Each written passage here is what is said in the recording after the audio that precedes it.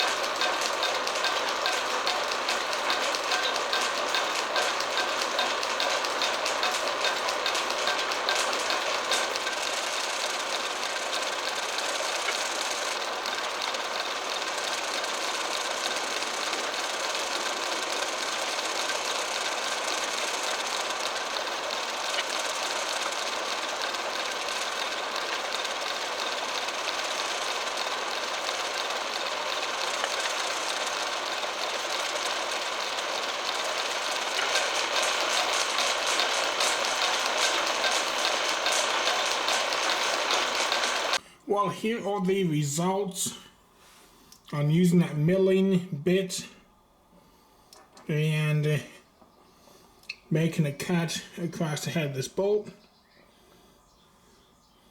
It's not really 100% straight, has a little bit of wobble in it, but I wasn't really trying that terribly hard to get it spot on. And I bet if I take a little more time with it, I could get it I get a better cut through it. However, though, that's going to be really handy, being able to mill, do a little bit of milling in this lathe.